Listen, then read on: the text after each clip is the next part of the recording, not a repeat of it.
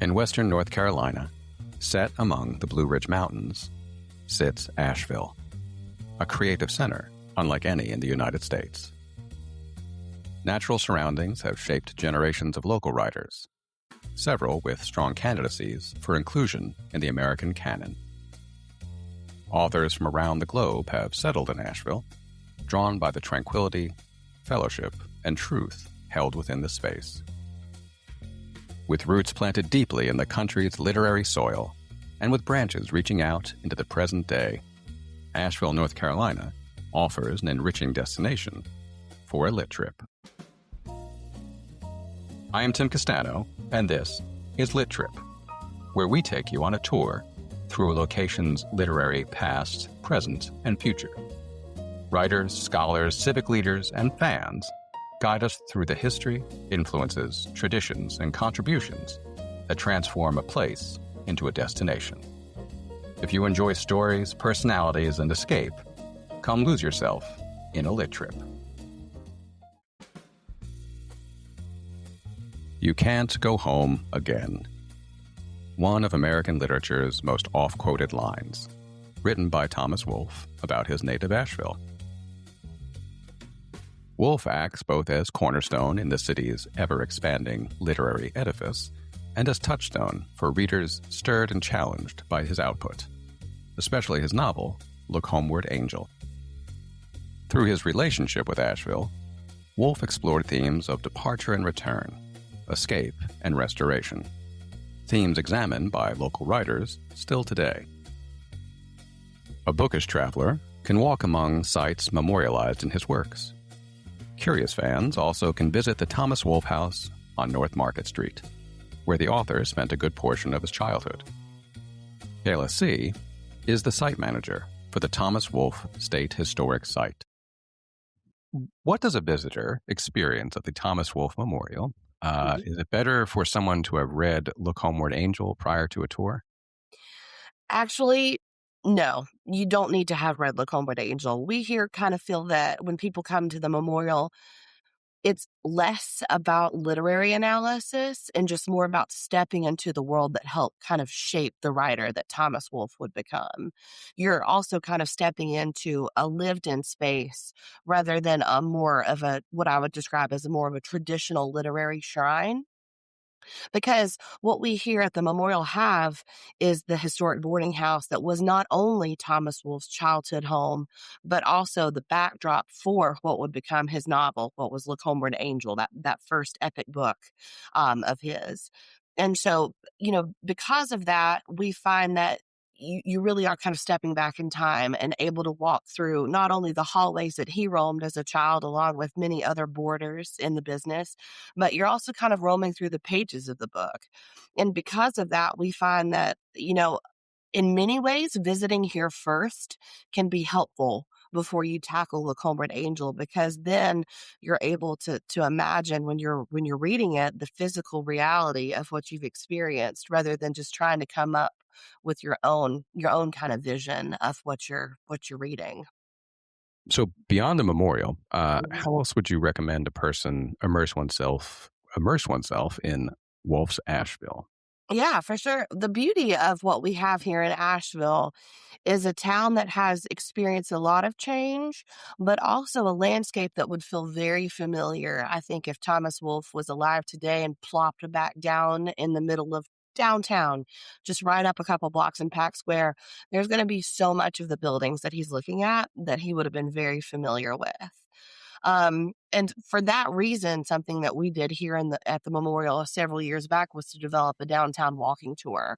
It's a PDF guide. It's available on our website, and it highlights those things that Wolfe would have experienced and seen with his own eyes in much of his everyday life growing up here.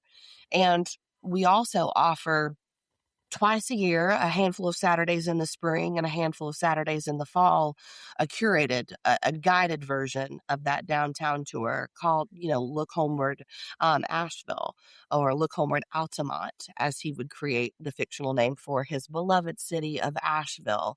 And I have actually read and would verify, of course, but I found it intriguing to recently read that Asheville is, I think, second to Miami in Art Deco architecture.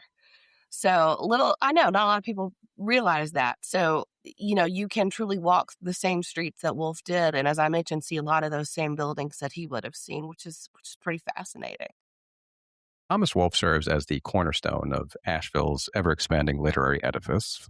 Other luminaries, such as Wilma Dykeman and Carl Hmm. Sandburg, have organizations that honor their legacies, while the city also serves as home to a vibrant community of modern writers. Hmm. So, how does the Thomas Wolfe Memorial collaborate with the stewards of those authors from the past while also inspiring the contributors of the present? For sure. I feel like we here at the Memorial have really started within these last few years to see ourselves as both stewards and connectors for other authors. Because you're right, Asheville is so rich in literary heritage, just Western North Carolina in general. Um, and we work really hard to stay in conversation with those other organizations. Especially, I will always highlight our wonderful partnership with the Wilma Dykeman Legacy. We have for over 10 years now, maintained a Thomas Wolfe short story discussion with them. It's largely sponsored by the Wilma Dykeman Legacy. We held it on site here at the Memorial for years, shifted to an online Zoom version during COVID. And as of 2024, we're able to bring it back here in person and via Zoom. So now we're able to reach even broader audiences with that. And one of the best things that we find to come out of our short story discussions is it's kind of meant to be an introduction to Wolf. You don't have to have read Wolf, much like to visit here, to still participate in the short story discussions. We announce what it is ahead of time. We encourage people to read it, skim it, or just simply listen in and hope that it kind of piques their interest. It's a nice way to dip their toe in the pond, if you will. So the Wilma Dykeman legacy has been really crucial in us as kind of having that program to help bolster that. Um, we also just in general, I have consistently worked, especially lately in these post-COVID years that changed so much of our programming, like it did for many places and small museums across the world, to try to invite modern writers into the space. One of the more fun things that we've done recently was to coordinate and collaborate with a local middle school so that students in their writing program could come and not only tour through the house and visit and of course learn more about Thomas Wolfe, but they could sit in the historic house in our dining room, sit at the tables and do their own writing exercise to kind of be in that space. So just anything that we can do to help foster that love of writing and to keep that kind of rich literary heritage blossoming here in the area is important. Asheville clearly can claim a profound attachment to Thomas Wolfe, which we've already covered and we referenced, and his most famous work, which we've touched on, *Look Homeward Angel*, Hmm. takes place in Altamont, the Hmm. fictional version of Asheville, and *You Can't Go Home Again* is set in Libya Hill, again an analog for Asheville. Hmm. So, how would you explain his relationship with the city? I would describe his relationship with Ashel as complicated, intense, and often deeply emotional, right? And lifelong as well. Um, he drew just kind of relentlessly from the city, and that's ultimately how he transformed Asheville to Altamont, and as you said, Libya Hill. And it wasn't necessarily, I think, as a full on means of disguising it, but in many ways to kind of grapple with it. It was kind of an origin point and a touchstone for Wolfe, even when he kind of tried to distance himself from it. And I always have found it to be the case where I can kind of put myself in Wolf's shoes and imagine how he must have felt kind of trapped by the mountains around Asheville, both figuratively and literally. And for him, it was about kind of gaining the perspective of traveling outside of the area and going to a place like Chapel Hill to college, a place he was desiring to go to get away, and then having that needed distance to be able to look back and realize that Asheville was home for him, right? That perspective of that one place he had that provided kind of a modicum of comfort as much as he may have hated it from time to time. So it again kind of a complicated thing for him and filled just fraught with tension sometimes. But even when he left Asheville, it's clear from his writings that the city never really left him, and it was just kind of an emotional center of his writing, whether he maybe wanted to admit that or not from time to time. So, is there a lesser known work you would recommend to a reader who wishes to better understand Thomas Wolfe? Yeah, I think many of our staff members here have a shared opinion on this, but I often recommend his short novella, The Lost Boy. It, as I said, is shorter, more intimate, and it's really revealing. Wolf returns kind of in his writing again and again to themes of memory and loss and trying to like recover these things from the past. And that is kind of the crux of The Lost Boy. It shows a quieter, kind of more distilled version of his concerns and gives readers a clear sense of how central memory was to his creative life. And for that reason, we tend to kind of point people there because it's a way for folks who might seem daunted by Look Homeward Angel and the length and the size of Look Homeward Angel. But you still get a great sense of his style of writing, some of that just epically beautiful prose. And memory is something that we all resonate with. Family, even dysfunctional families, I would argue something that we could all find kind of a common interest in. And you're gonna get a good sense of that in The Lost Boy. It's just a really great entry point into what mattered most to Wolf as a writer. A theme that emerges regarding the region relates to departure and return, escape Mhm. and home.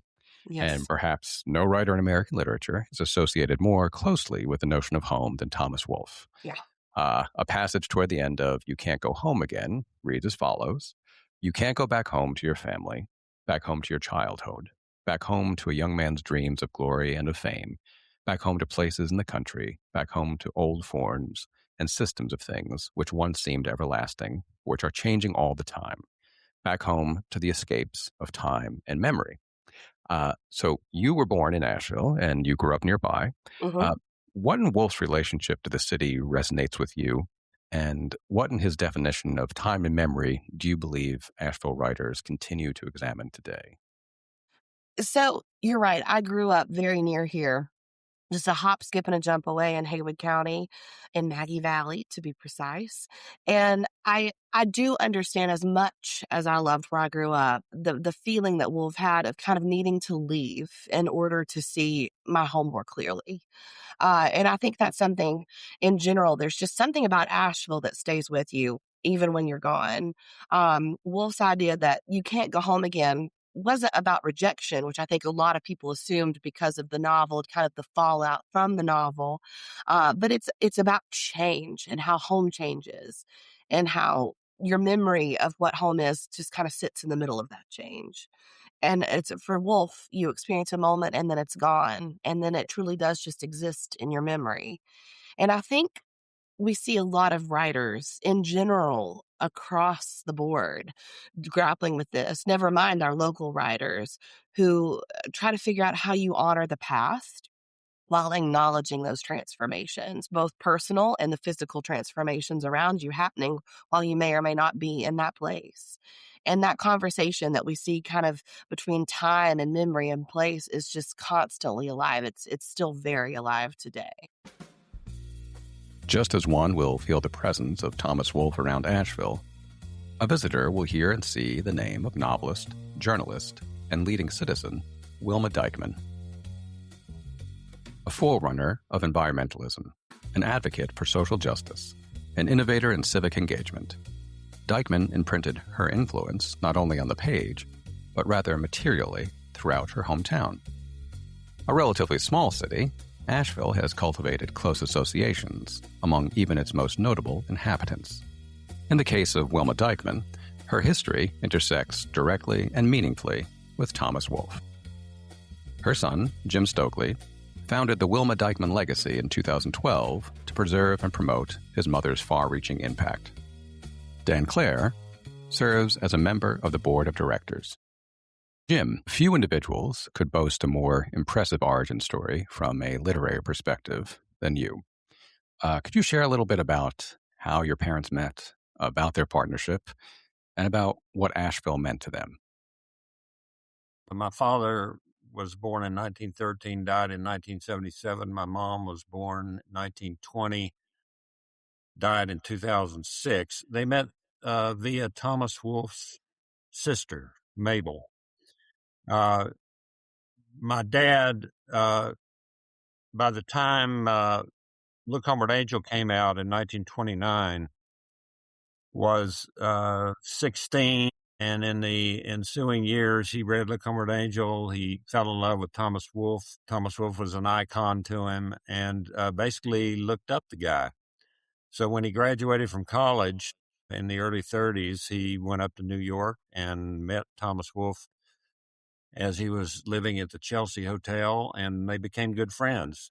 In the meantime, my dad got to know the family, including Thomas Wolfe's older sister, Mabel, who's a big character in Look Homeward Angel. And 1940, Mabel sent my dad a postcard, and it said, I've got two wonderful young women, one graduate from Swarthmore, one graduate from Northwestern. I would like you to come up to Asheville and meet them. So on an August day in 1940, Dad drove up with his brother and went on a double blind date. One of the women on that double blind date was Wilma Dykeman. And at the beginning of the date, Wilma was paired up with my dad's brother, Ben D. And in the middle of the date, my dad said, I don't know what's come over me, but can we just switch partners? And that led to a 2-month whirlwind romance. They got married in October. They were perfectly matched to each other. They had a wonderful marriage for 37 years till my dad died of a heart attack. And that's how they met. They were great partners. My dad's natural persona, if you will, or natural character was a poet. He felt things deeply. He was a visionary. And my mom was a natural novelist and workhorse. She was more prosaic. She thought through scenes. She took her time and wrote about everything. And she was a workhorse. So let me give you an example of Mother's book, The French Broad. That was my dad's idea. He was the visionary there. He basically said, Wilma, you know about the upper French Broad in North Carolina, and I know about the lower French Broad in East Tennessee. And we should just put our minds together and research a book and make it become a volume of the great Reinhardt's Great Rivers of America series. So they embarked on that, and they both did the research. They both did documentary research and talked with everybody in the watershed. But when it came down to who's going to write it, my mom wrote the 5,000 sentences that had to be written to be called The French Broad. So that was kind of the way that partnership worked. My mother got inspiration from my dad and editing help, research help, but she was the workhorse who wrote the words. And then finally, what did Asheville mean to them? To my mom, it meant home. It meant the place where she had grown up, where she had begun her education. And it was also throughout her life, she felt it was a community of interesting people. Asheville's always been unique in that respect. It's always been a retirement destination of some of the most interesting people in the world who just really, really make Asheville a unique place. To my dad, it was the place where he met my mom on that double date. He called her the queen of the universe. It was the place where he met the queen of the universe. If someone wished to experience not only Wilma Dykeman's writing, but also gain a deeper appreciation of her profound connection to Asheville, which of her works would you recommend? So kind of along the lines of what Jim was saying about Wilma having a knack both for the realm of fiction and creative nonfiction, I found myself conflicted and, why do I have to choose when I could possibly recommend one from both sides of the fence, so to speak? And for pretty much anyone that I know who's new to the region, and Asheville, I think, as Jim said, has long time been a retirement destination, a place to convalesce. We had people, F. Scott Fitzgerald and Zelda Fitzgerald coming here. It's sort of a pipeline from New York City down to Asheville by way of the Vanderbilt's Biltmore Estate and everything. So people, fresh newcomers, come here all the time. And if I had to recommend one to give people an authentic sense of place and the power of place, I would probably go with The French Broad right away. What makes that book work probably more so than the vast majority of the 50 Rivers of America series that are out there, was Wilma's flair for fiction. So it's creative nonfiction in my mind. I mean, it's nonfiction, but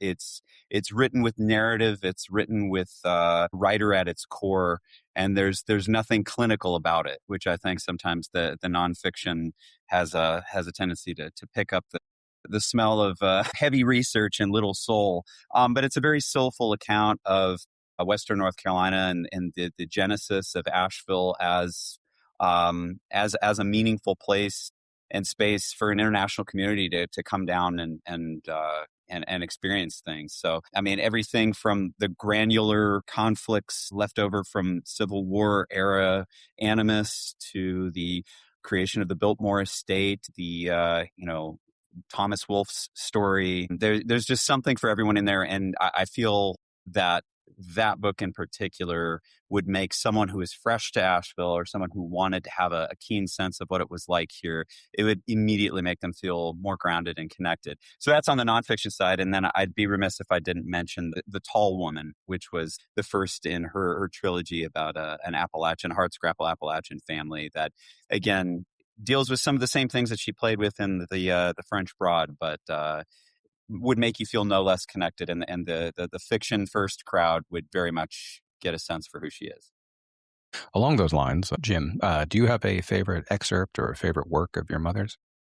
I do. Right after my mother published The French Broad in 1955, and it was a real success, you could not live in the South in the late 50s without knowing that there was a lot of heat and light around civil rights.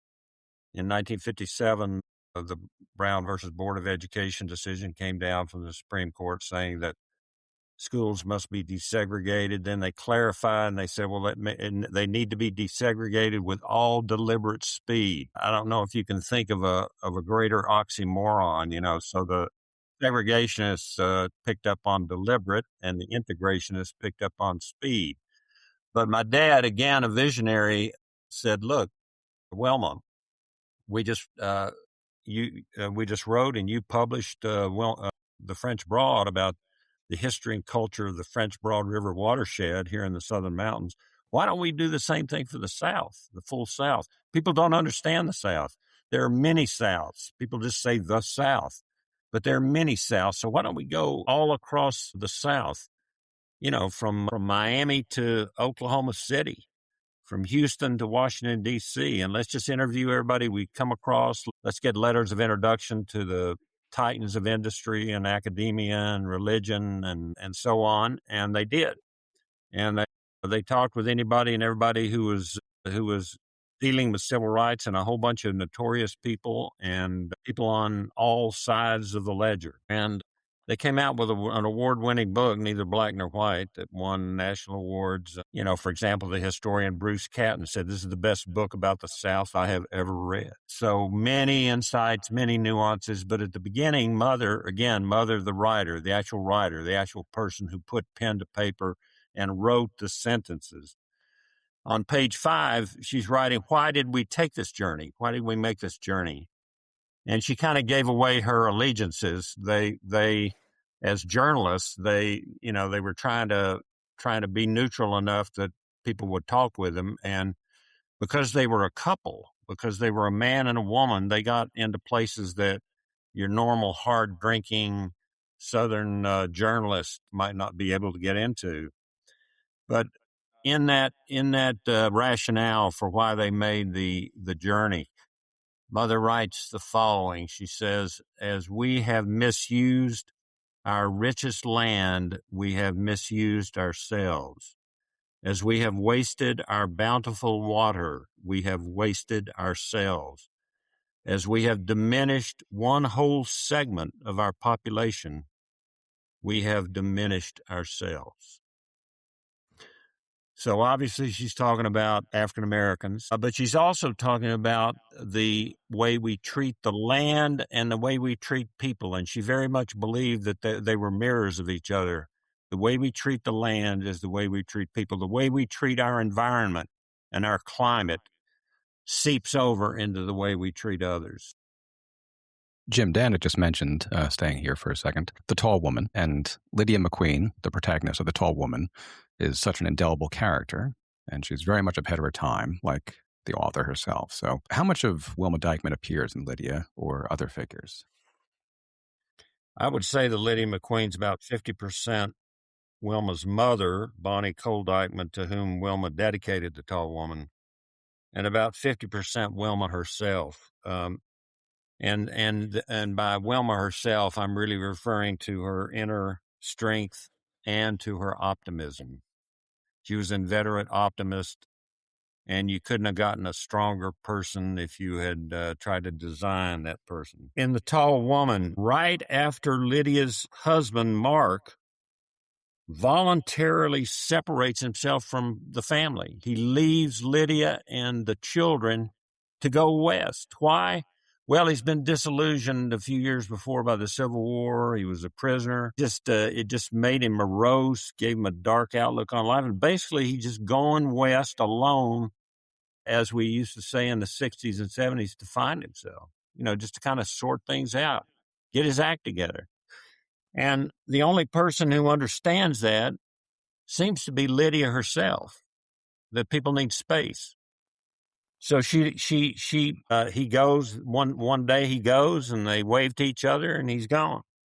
Well, within the next week, Lydia just has to get out of the house. It's just, it's just things are too much for her, and she takes a walk, and it happens to be a spring walk. And part of Mother's writing there is quotes: fresh, sweet smells of late spring rode on the gentle wind. Lydia felt the surge of life as she had felt it in previous springs.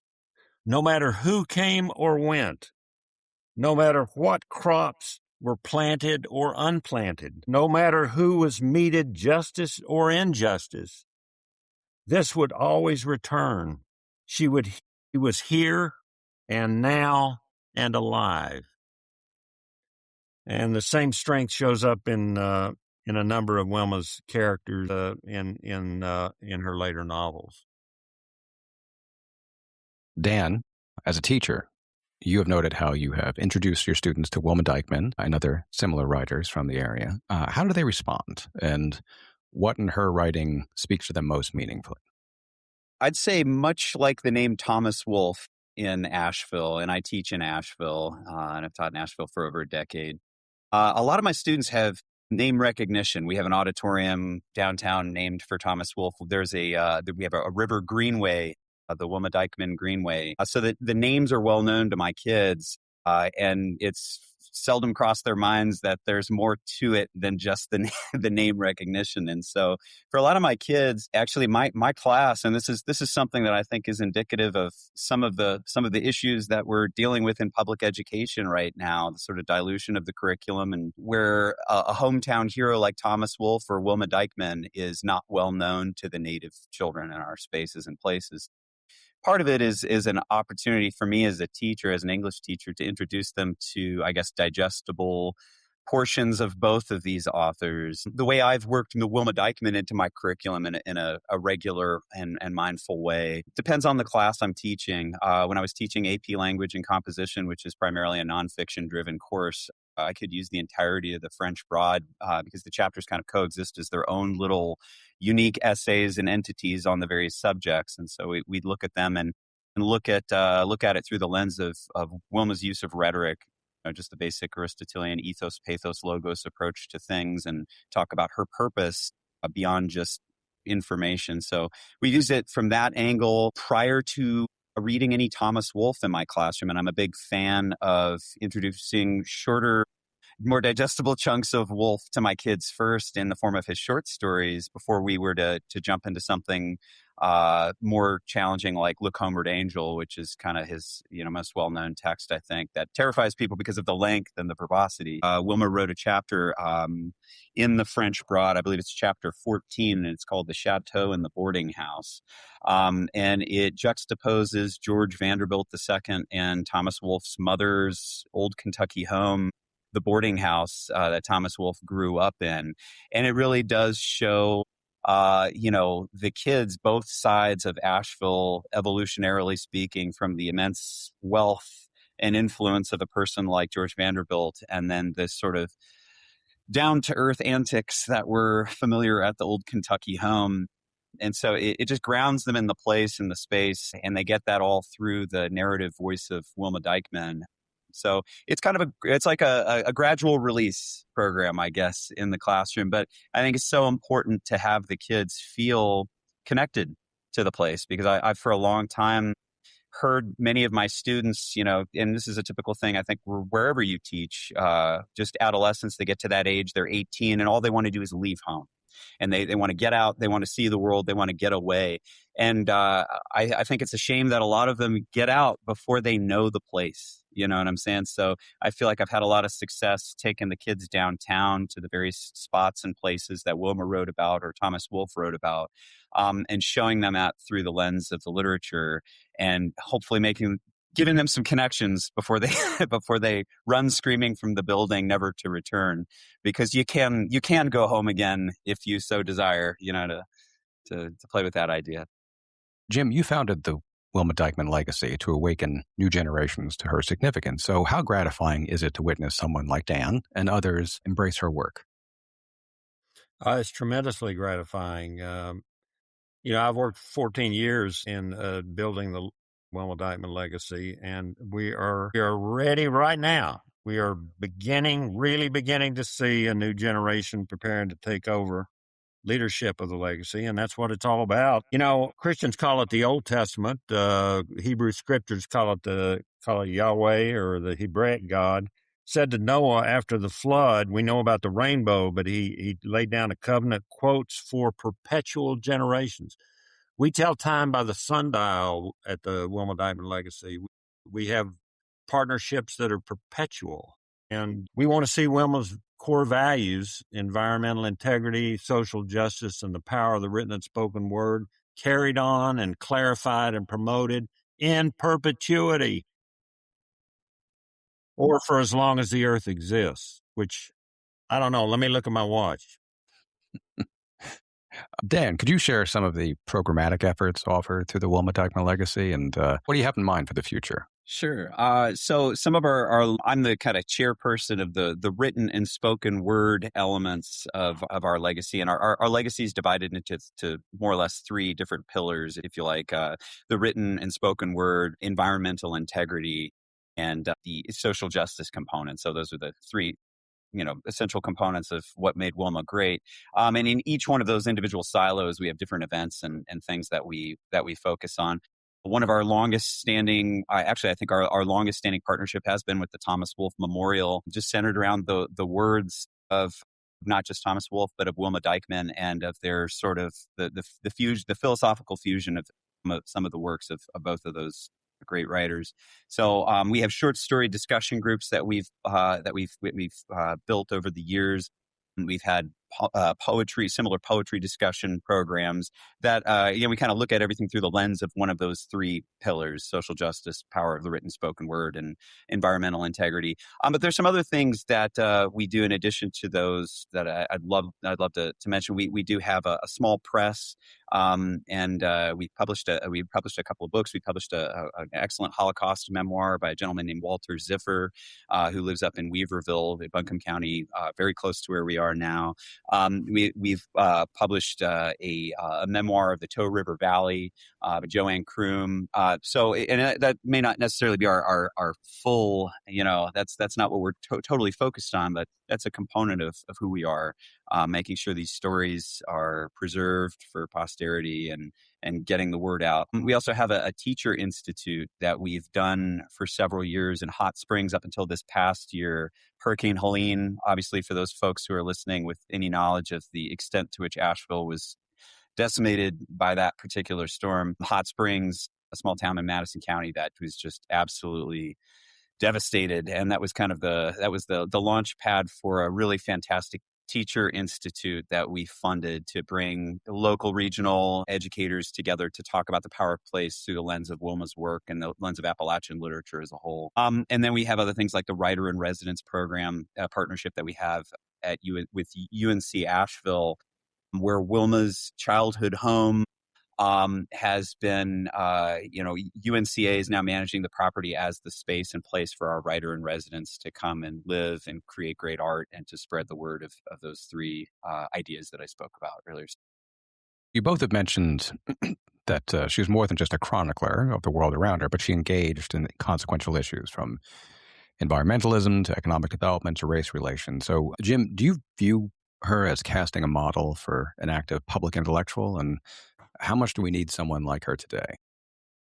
Well, that's a really interesting question. And I think the thing I find most interesting about the way you phrase that is the phrase public intellectual. Now, that was a button kind of for our family because that type of person was a big deal in the middle and late 20th century, right at the time when Wilma was at the height of her career, from the 1950s, 60s, 70s, and 1980s. And of course, the prototypical public intellectual was in most cases a wise man. And I'm thinking of people like Lewis Mumford or Norman Podhoretz or even Eric Sevareid. But Wilma didn't like labels, didn't like stereotypes, and she would have minded the label public intellectual because it was too individual, too passive, too kind of demigod-like. And however, I don't think she would have minded another label, people calling her a leading citizen.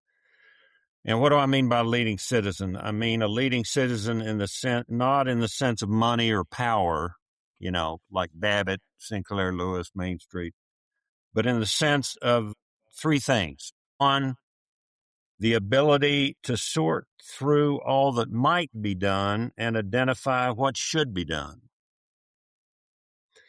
Secondly, the discipline and determination to do what can be done.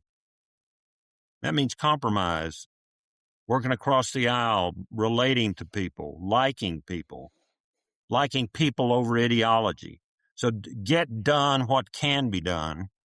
And then thirdly and finally, the compassion and the hope to hold in our hearts and imagination what must be done.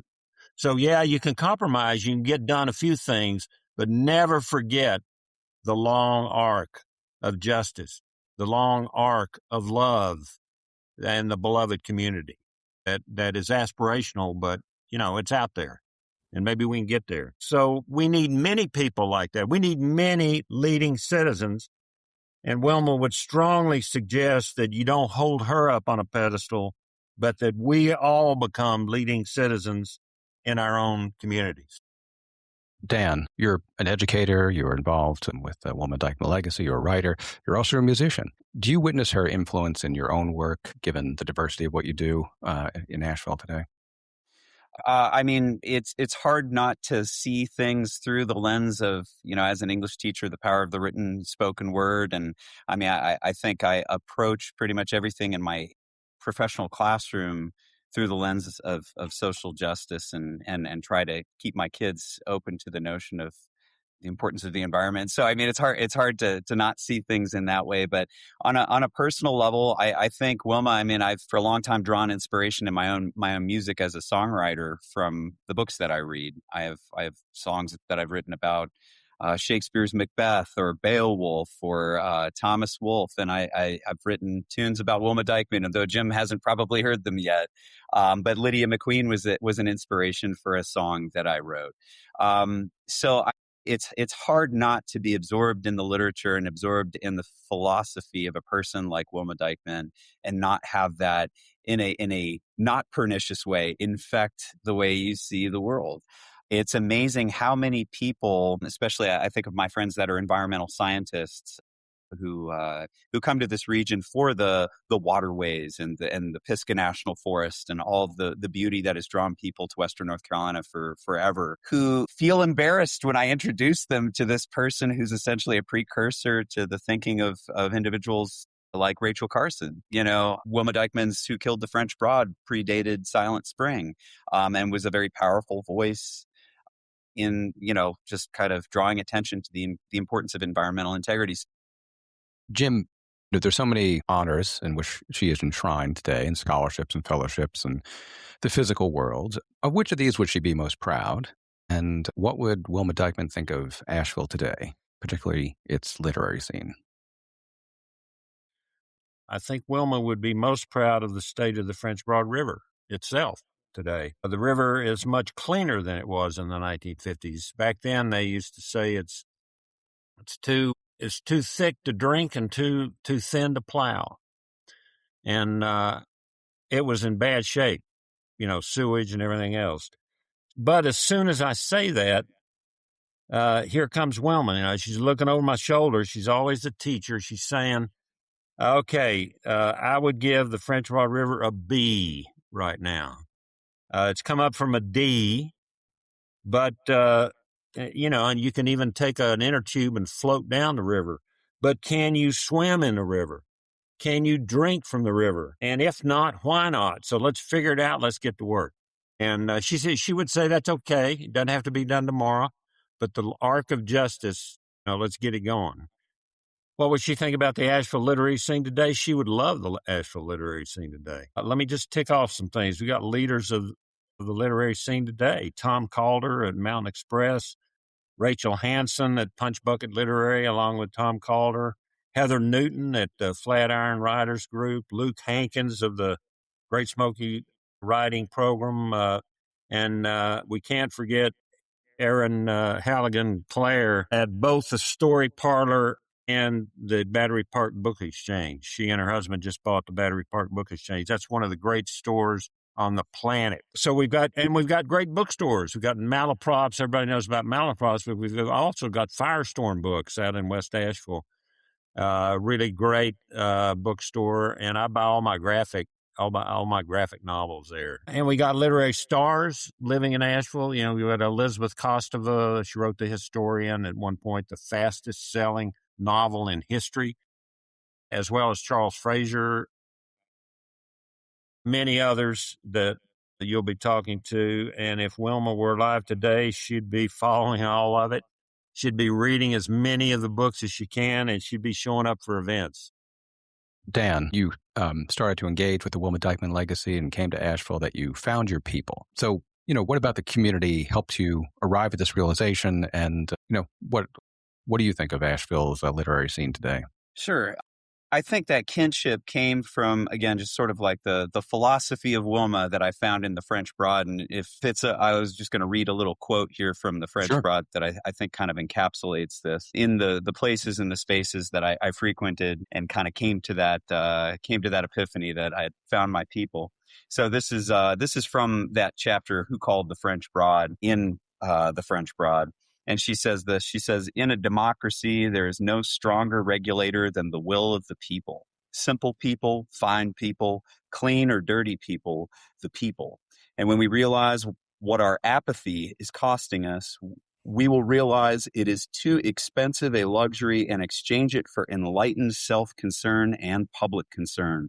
We will realize we had rather raise our own voices to cleanse our own evils than to wait until emergency has brought other pressures to bear. And even though she's talking specifically about the river in this particular moment in time, I mean, it's hard not to see that as just sort of an all-inclusive way to look at social justice or, just the political landscape that we find ourselves in, just sort of a philosophy of life.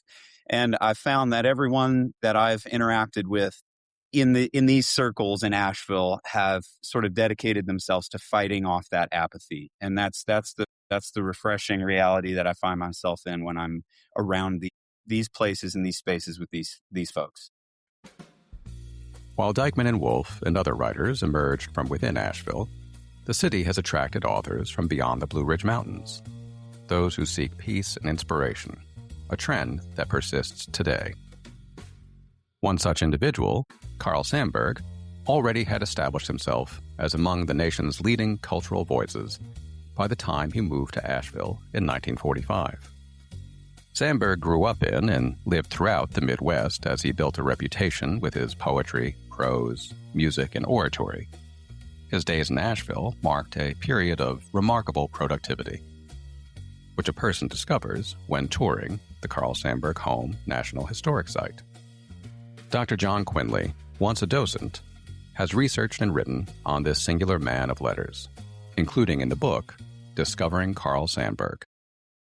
How did you get interested in Carl Sandburg, and what do you have in common, and how are you different? Well, I first got introduced to Sandburg as a high school student in Maywood, Illinois, which is one of the places he actually lived. But it was pretty much just fog and Chicago poem. And it wasn't until I moved to North Carolina and created a travel study class at the college I was teaching, sort of went to cultural places in Western North Carolina. One of those was a Carl Sandburg home. And that's when I first learned about Sandburg's tremendous range. After I retired, I volunteered to be a docent there and read more and then basically got hooked on it. Eventually, I expanded those to presentations at museums and colleges and churches. Those presentations got morphed into articles for newspapers and a few other places. And at some point, I thought, well, those articles could become chapters in books. And so I started writing my book, Discovering Carl Sandburg, which has been out for a few years. Then most recently took that work and wrote a play, The Many Lives of Carl Sandburg. It's turned out to be a great way to present the Sandburg story. As I mentioned before, when I first started dealing with Sandburg, it was his tremendous range that really got me. He seemed to be everywhere. It was only later that I learned that we had some other things in common.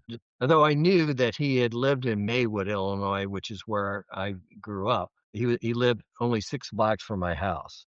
When he was 19, he finally got his dad to give him his railroad pass to spend 3 days in Chicago. It was the first time he's ever been away from home overnight. He grew up in a working class family. His dad was a laborer on the railroad. He had to drop out of school initially after 8th grade and did all kinds of blue collar jobs working with his hand. So Sandburg wrote about the working class, and he was one of them. Once you start learning more and discovering about his life, it's hard not to get hooked. He's such an interesting person. You mentioned your time as a docent. How would you guide a visitor to most fully experience Asheville as Sandburg did? Well, let me first say there's a very special vibe when you go to the Connemara Farm in Flat Rock. There just seems to be something in the air. It's the way they left things as they existed back in 1950 and how the buildings that were built in the 1830s and 1900 are still there. And when Sandburg died, his wife wanted to make sure that his legacy would live on. So she sold the property, but left all the artifacts. So I'm talking about 300,000 of them, everything from his Pulitzer Prizes to cigar butts that he left in the stove that kept him warm on the 3rd floor. Everything is there. Basically, you feel like you're visiting the Sandburgs in the 1950s. All their furniture is there. Everything on the walls is there. And is 10,000 books. So the house is just filled, and you can really get a sense of how they lived as a family and his very eclectic interests by just looking at the titles of the books. But don't stop there. Go in the garage next to the house and see the films, especially the one with Edward R. Murrow when they came to Connemara to do their show. Take a hike.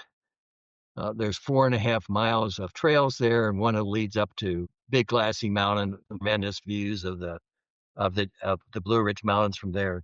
Visit some 30 buildings. There are informational plaques. And of course, be sure to visit the goats. They have a couple dozen there, blood links to the original Sandburg herd that was started in Michigan. So they carried on those bloodlines all this time. And if you want more, the Sandburg website on the national park there is very extensive. They have a virtual tour. And of course, you should buy my book. Why did the Sandburgs move to North Carolina, and what did they accomplish when they lived there? Okay, well, let me take you back a little bit in time with the Sandburgs is when Sandburg met Lillian Steichen. They first met at the headquarters of the Social Democratic Party in Milwaukee. Carl was an up-and-coming organizer for the Socialist Party, and Lillian was translating text from German and French into English for the party. She was a remarkable person at a time where very few women were in colleges. She first attended the University of Illinois and then graduated from the University of Chicago Phi Beta Kappa with honors in English and Latin. She spoke 4 languages. But it wasn't until the Sandbergs moved to Michigan in 1927 that Paula pursued something that was completely independent from Carl, and that was the raising of the goats. And that's why the Sandbergs moved from Michigan to North Carolina primarily, because they wanted a warmer climate. They wanted not the feeding pens on the sand dunes of Michigan. They had 40 acres of spring fed ponds on that farm. So it was a perfect place to expand their goat herd. So when they moved to North Carolina, Sandberg at that point was already world famous. It was at a time when everybody knew his name. He was in his mid-60s. He could have rested on his laurels. He had already sold millions of books, done all kinds of things. But he actually, in the 22 years they lived here, he wrote a third of all his works, including his Pulitzer Prize for his complete book of poetry. He also wrote his biography, Always the Young Strangers, about growing up in Galesburg, Illinois, when those little market towns were becoming more industrialized. His combined volume of Abraham Lincoln in the Prairie Years and Abraham Lincoln in the War Years, he had already won the Pulitzer Prize in History for the War Years. And the second edition of the American Songbag book. In your scholarship, you have pointed out how strongly the natural world influenced his writing, noting that 10% of his poems draw from the subject matter. Is Asheville's connection to nature what Sandberg considered so appealing? And if so, does the same hold true for modern artists? I'm going to read a quote from Sandberg. He wrote, "Freedom is found, if anywhere, in the great outdoor world of wild breezes, sunshine, and sky. To get out into the daylight and fill your lungs with pure air, to stop and watch a spear of grass swing in the wind, to give a smile daily at the wonder and mystery of shifting light and changing shadow, is to get close to the source of power." The Sandbergs loved to hike all their lives, and they certainly did that here. I mentioned there were 4.5 miles of trails. They hiked them during the day and at night. So when a lot of people think of Sandberg, they think of big city poetry and so forth, but that's really a mistake. He's done much more than that. He's an excellent lyric poet. So you see poems about the times of the day, the seasons, geographical features, and then humanity's relationship to the natural world. In Daybreak, he writes, "That night is getting ready to go, and day whispers, soon, now, soon." In stars, he notes that there are too many to count, and they tell nothing and everything, and that stars are so far away they never speak when spoken to. Stars are priceless, yet paid for. And in Prairie, he declares that he was born on the prairie, and the milk of his wheat, the red of his clover, the eyes of his women gave him a song and a slogan. Carl really valued the times in nature. He loved to sit in a little wicker chair in a rock outcropping right behind the house, and he'd take off his shirt and his little typewriter and work on his work. And he wrote, "It is necessary now and then for a man to go away by himself and experience loneliness, to sit on a rock in the forest and ask of himself, who am I, and where have I been, and where am I going?" Beyond literature, Sandberg influenced several forms of artistic expression, notably folk music. Could you speak to his contributions to the American folk tradition? Yeah, that's one of the things that his singing and his folk collecting, people don't know about. So Sandberg was not only a man of the written word, but he was a man of the spoken word and a man of song.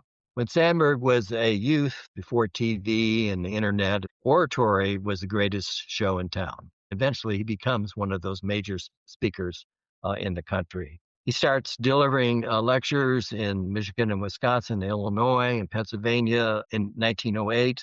1929, he spoke to a crowd of 25,000 people in Galesburg to commemorate the Lincoln-Douglas debates. During that same year, he gave the keynote address, the Phi Beta Kappa lecture at Harvard. In 1958, which was the inaugural year of the Grammys, he was nominated for the achievement in spoken word. And the following year, he won for his reading of Aaron Copland's Lincoln Portrait. So he's got the Grammy. His brother-in-law actually has an Oscar. So it's amazing family. It's with those lectures on a little college in Iowa, he introduced singing folk songs. And he said to his audience, if you don't care for them and want to leave the hall, it will be all right with me. I only be doing what I'll be doing if I were home anyway. But they stayed, and Sandberg became tremendously in demand in stages and halls across America, sort of like a rock star. He would travel 3 to 5 months of the year. By the late 1920s, he estimated that he had already been to 2/3 of all the colleges and universities in the country. He would come, he would sing folk songs, he would read his poetry, he would ad lib, then he would go in the dorm and drink Jack Daniels and all during the night with the students.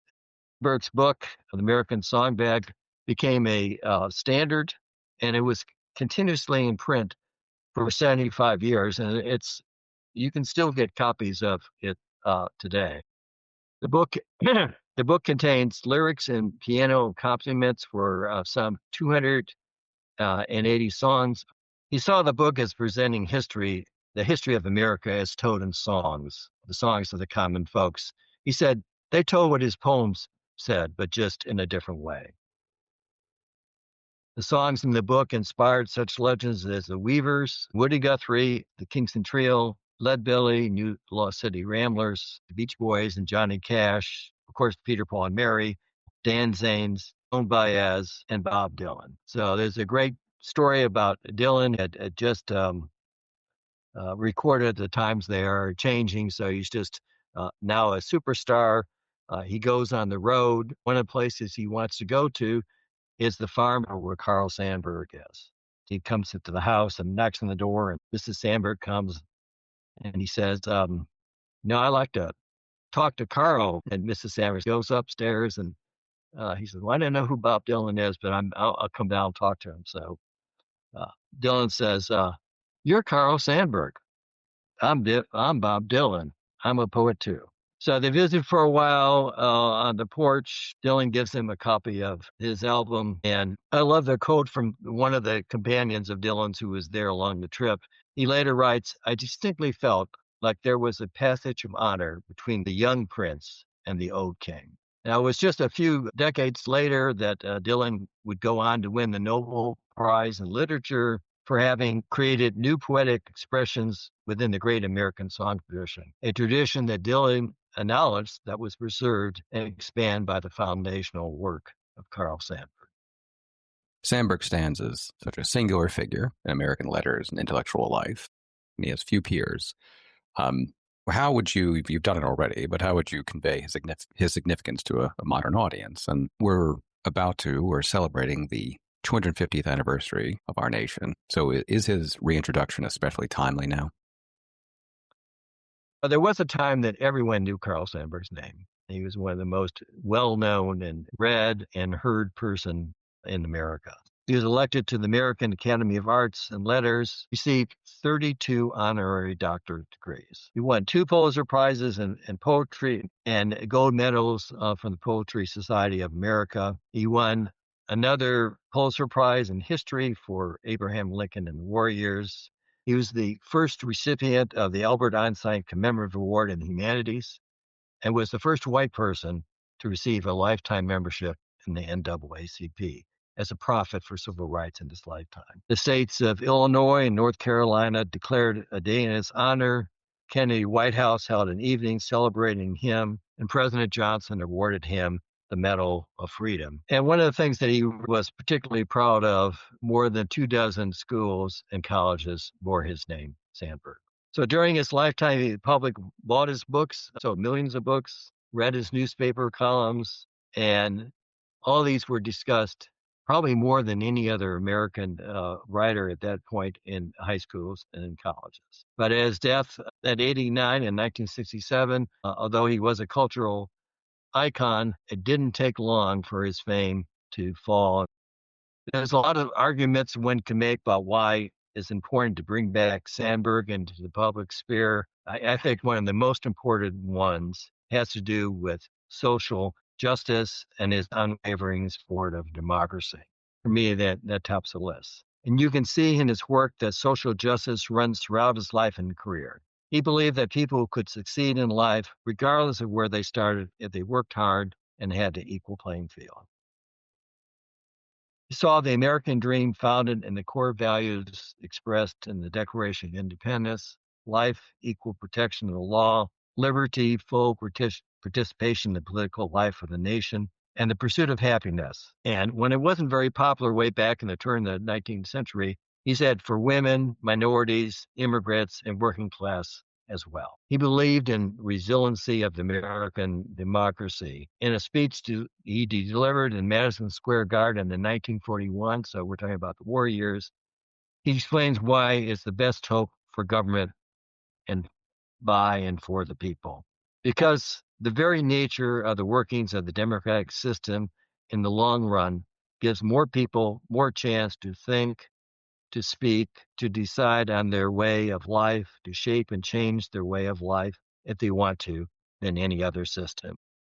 Sandburg painted a bright future for America, but he wasn't politically naive.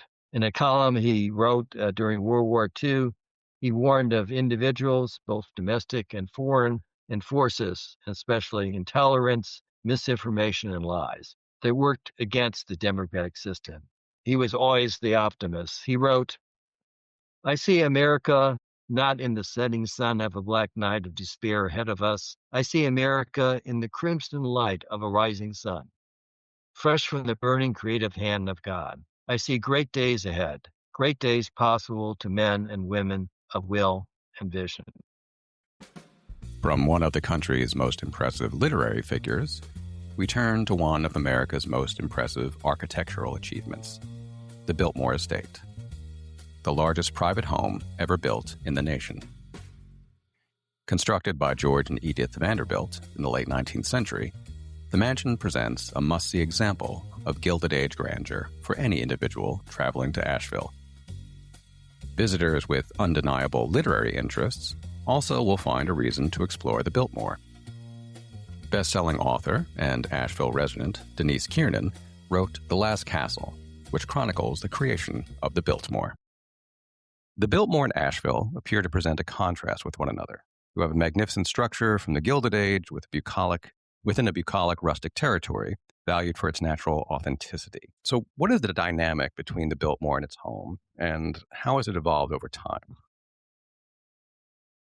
When George Vanderbilt decided he was going to begin construction on this massive home that had a little bit of project creep, it definitely got a little bigger than it originally was planned to be. He had fallen in love with this area. And one of the things that fascinated me about the Biltmore and why I wanted to write Last Castle was because in juxtaposition to everything around it, it seems kind of crazy, right? You have this gigantic, huge chateau-looking structure that's 175,000 square feet, and then you're in you're in Southern Appalachia. And it seems like a contrast now even, but when you think about this happening in the 1890s, it's really quite astounding. So there was a certain amount of fascination about what was going on. There were a lot of jobs that were created. There was some kind of resentment about this, person coming in and like changing the railroad station and naming things and all of that sort of stuff. So there was based on what I researched, there was a real kind of mix to things, but there was a definite fascination by the community as well. I mean, one of the first times Edith, pulled into town, Edith Vanderbilt, George's wife, coming into the train station, I mean, these guys were covered like they were celebrities. All of their movements were basically tracked, and they were fascinated. But it's not that Asheville was completely detached from New York society. It had already become a very popular place for folks to visit. A lot of people from New York and people from warmer climates like Charleston would love to come up here in the summer because the cool mountain air was wonderful. And, at the time they thought that mountain air was curative for things like tuberculosis. So doctors set up shop down here, and folks would come in from all over to sit on what they called breathing porches, which were porches where you sat and you, wait for it, breathed.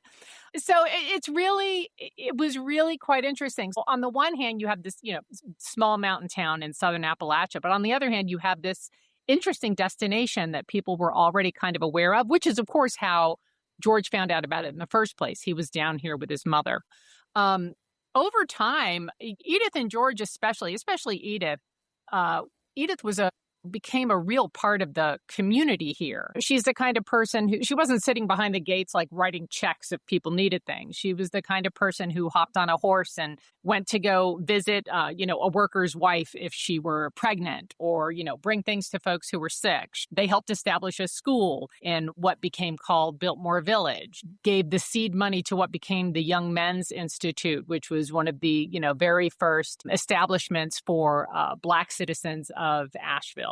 So it became a rather big part of the community as well. And the homespun movement, Edith really ran with that. And, Biltmore Homespun, they had materials that were, showing up in New York City stores at one point.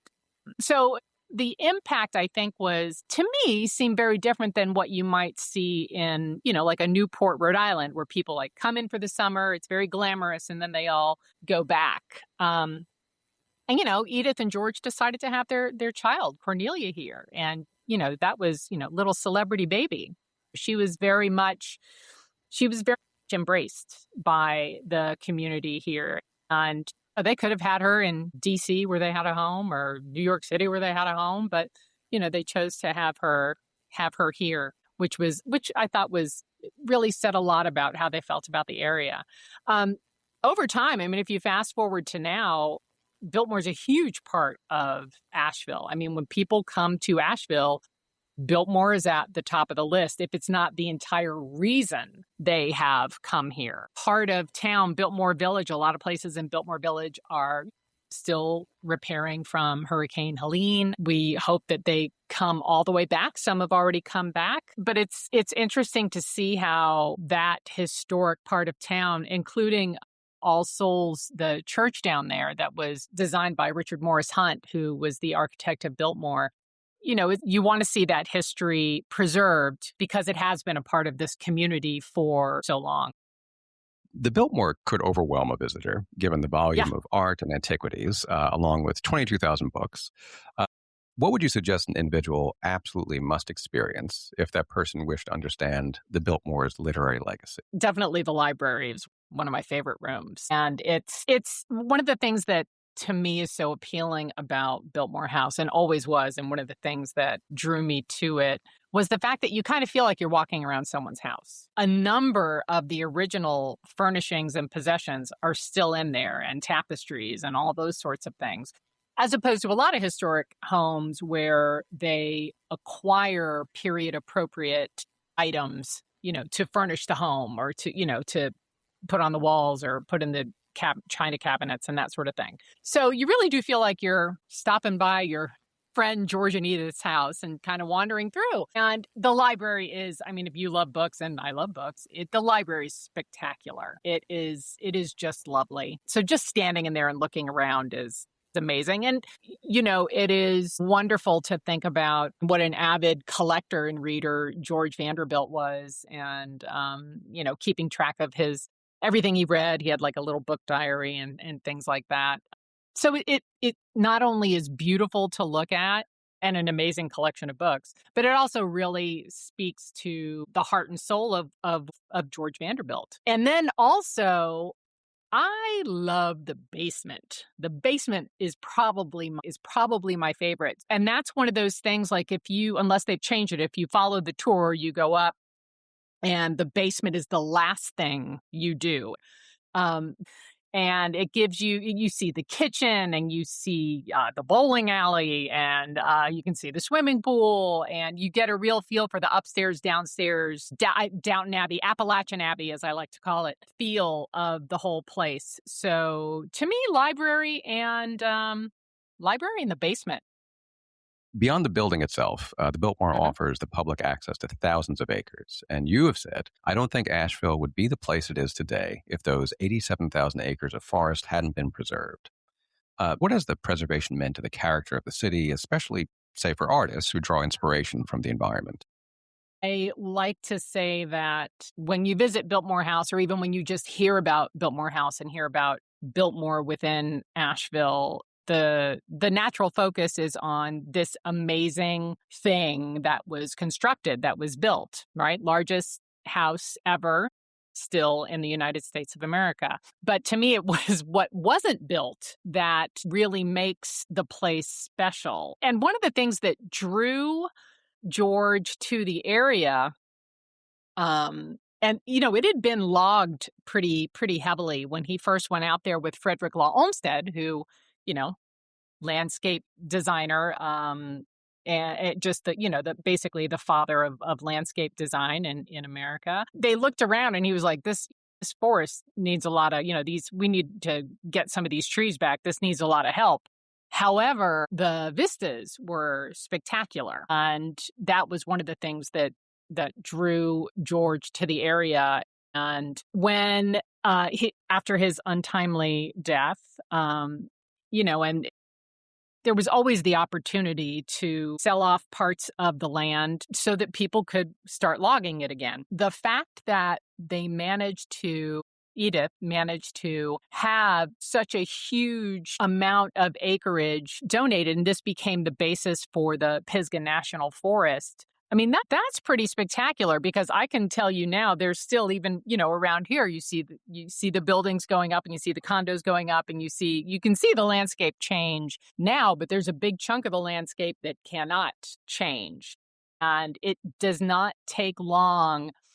I live in the city. It does not take long, even within the city, to just get somewhere where you just look out and you see these amazing, this gorgeous landscape, and and the mountains, and it's quite moving and very, very beautiful. And sometimes I would just think, well, oh my gosh, what if all of this had been allowed to just go to the highest bidder and be developed? It would be a very different place, because a lot of people do come here to go to Biltmore. A lot of people come here because there is a very strong arts and crafts heritage here. There are a lot of artisans here. That is still a very big part of what Asheville is. But a lot of people come here. The Appalachian Trail goes through here, and the Blue Ridge Parkway goes through here. People come to hike. They come to camp. They come to go visit waterfalls. They come to do all of those things as well. And it's nice that we're not worried about most of those things. I should knock on something. We're not that worried about those things going away. So that preservation, to me, was one of the biggest gifts that the Vanderbilt family gave to this area. What would the Vanderbilts think of Asheville's literary scene today?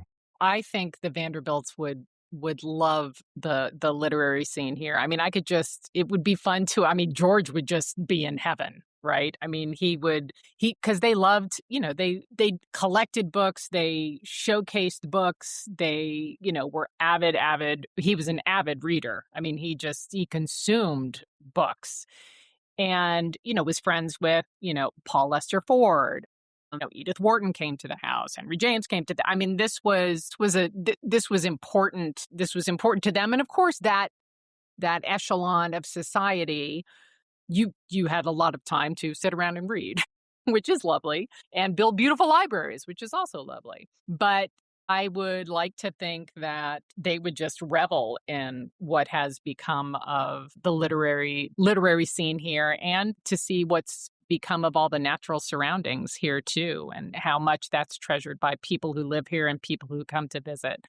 But yeah, I think he'd just love that there's a long history of writers, right? Of Henry. And I mean, there are a lot of people Thomas Wolfe, obviously. My God, I almost forgot Thomas Wolfe. But there's also, modern day still attracts a lot of folks who like to write. So yeah, I think they'd love it. You were born abroad, and you've lived abroad and traveled a great deal, but you chose to live in Asheville.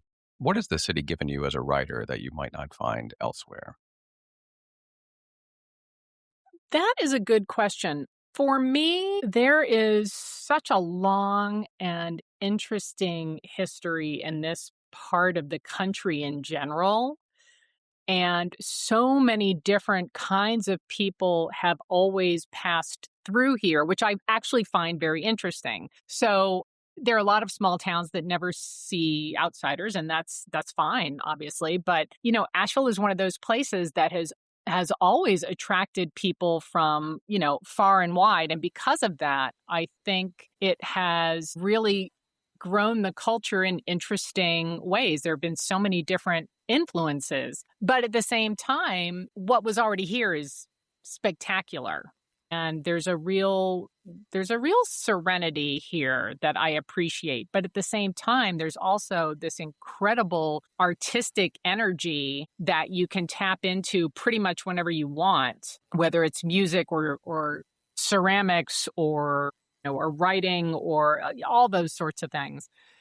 And having that kind of balance, like the ability for me to have quiet and have peace and be surrounded by these really eerie, majestic mountains. But then if you want, encounter and be inspired by people who are here and doing everything they can to live the best creative life that they can. So to me, it's a really nice mix of those things.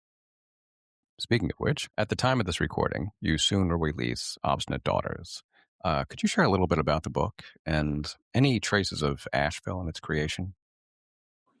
Oh, that's interesting. There is, traces of Asheville. Okay, I'll circle back to that. So Obstinate Daughters is essentially a retelling of the American Revolution through the experiences of women, enslaved people, and indigenous peoples. So all the familiar stories like, Lexington and Concord and Saratoga and Yorktown and, all of these sorts of things, except we're seeing them through different sets of eyes. And as far as Asheville is concerned, this whole area, we're on Cherokee land. And there is a Cherokee character in my book. The Cherokee are a significant part of my book. So while I don't Asheville, as it's called, did not exist, but a lot went on in this area, and certainly some skirmishes and larger than just skirmishes took place in and around here. North Carolina saw, and what is now the boundaries of North Carolina and what was then, saw an awful lot of action. But yeah, especially when you think about how much of this land, the land I'm sitting on right now was Cherokee. So that is, in a way, a significant part of the book, even if the town of Asheville is not named, which it is not. This area and how it relates to the ongoing battle for the right to live here and the desire to protect one's land is definitely a big part of the book. You have hosted Craft, Authors in Conversation, yes, at Little Jumbo in downtown Asheville. In your interviews with fellow writers, both those from Asheville and those just passing through, what's registered with you most strongly in their observations of the city and its literary community? For those who I've had more craft guests that were not from here than were, I think.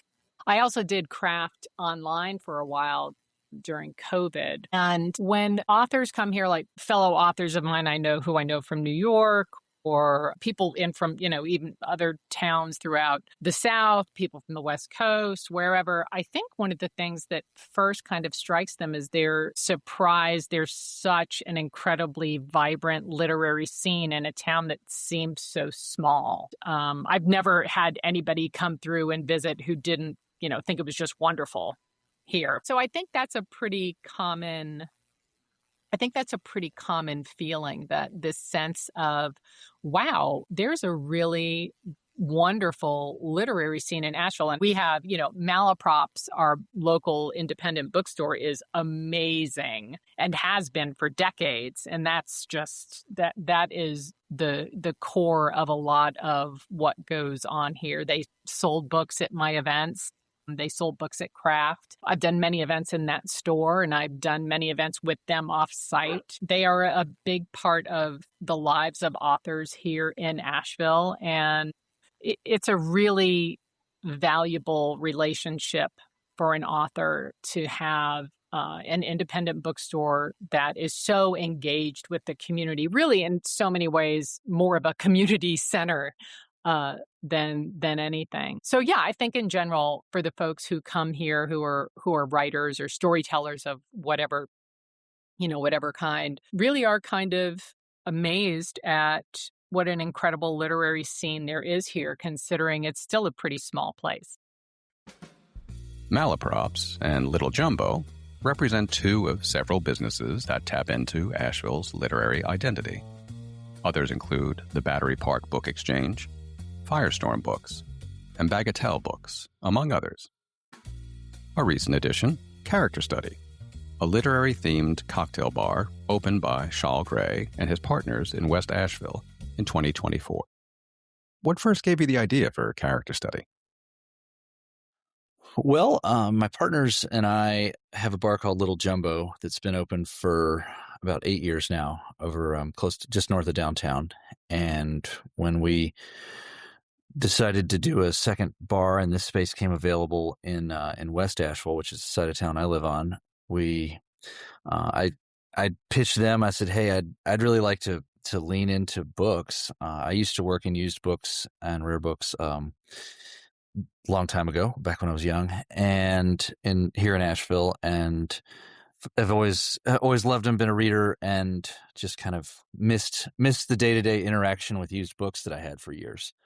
So they, luckily, my two partners went for it, and we're thrilled with the idea, and here we are. So how has the bar carved out a place in Asheville's literary scene? I think we've already kind of become a spot where people like to meet up and like to hang out. I mean, we have several regulars who will, spend evenings writing in the bar, and we're happy to have that. I actually designed the layout. When you come in the front door, there's on your left, you walk down kind of what almost feels like a corridor because there's seating on both sides. And on the left, there's a series of small tables that we call our carols, because they're 2-person tables that have a bookcase on the end of each one.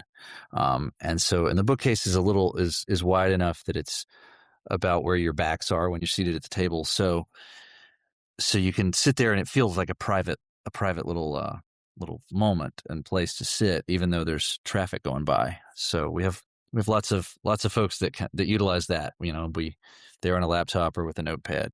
We partnered with Bagatelle Books, who is a used bookstore down the road, also on the other end of Haywood Road from us. And so we have several thousand books in the bar that are all for sale, and they're all line priced at $8 a piece. So, it's a curated selection that Patrick, the owner of Bagatelle, curates himself and brings in, and we shelve them randomly. So, you might have an art book next to a nonfiction, next to a modern library edition of an old novel, etc. And so it's fun to kind of see whatever the shelf next to where you're sitting may contain.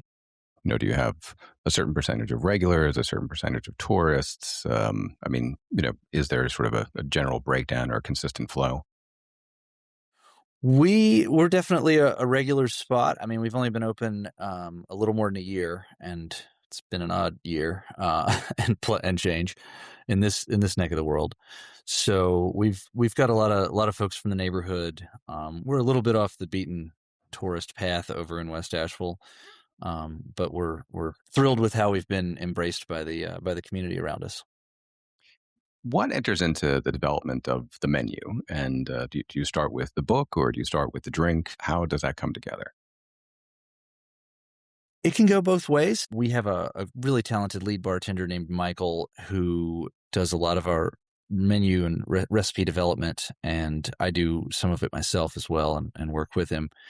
And so sometimes there'll be a particular writer somebody likes, and we're like, what would a cocktail that speaks to them or to that book be? And sometimes it's the other way around. I think probably more often the other way around, where we will design a drink or get inspired by some flavor or spirit, and then come up with something and be like, oh, what's an apt name for this?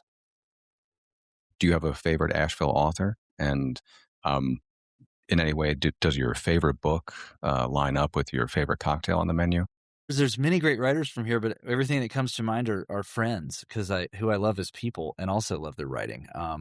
Denise Kiernan's a lovely human being who I've known for a number of years, and a fantastic writer, nonfiction writer.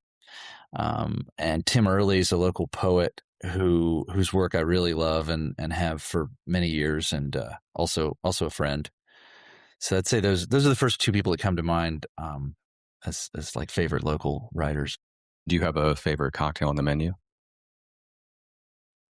It depends on the day and the moment.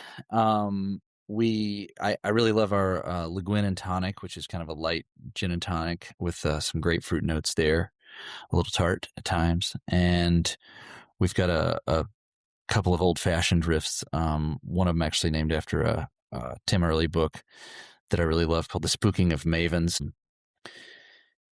And we've got one called Blood Meridian that's one of our best sellers. That's a spicy tequila drink that's quite nice too. Do you turn the menu over seasonally, regularly, or do you keep it pretty static? Our menus are visually one of my favorite parts of the bar, and something I'm proud of. Our awesome graphic designer Josh Reinhardt created a lot of original art for it, and so they're actually like full color, and we print them on hydrophobic paper, so we don't change it a ton. We're actually just very often. Also, coming out of the storm and stuff, whatever schedule we had talked about before that kind of got thrown out the window with the bathwater, as it were, or the river water. So we haven't changed it since we opened, but we're about to unveil a number of new drinks next month. We're going to launch a new menu.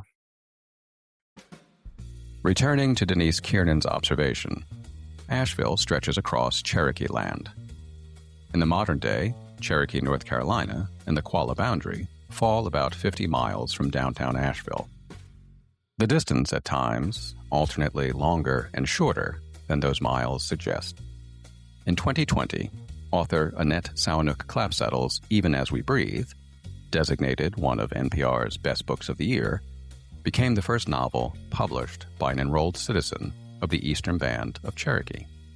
As Clapsaddle adds to her own collection, she encourages those within her community to tell their stories.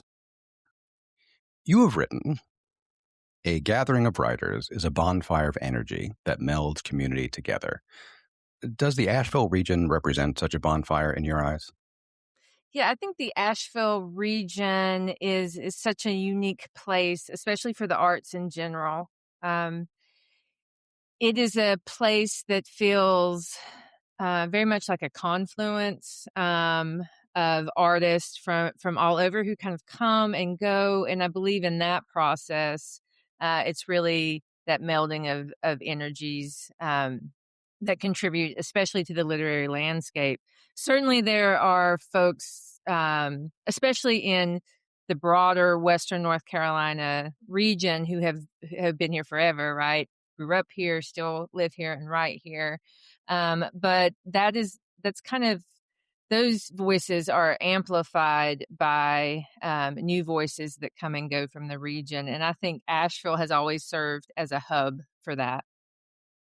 Introducing geography to the bonfire metaphor, Cherokee, North Carolina, and the Qualla boundary sit about 50 miles from Asheville.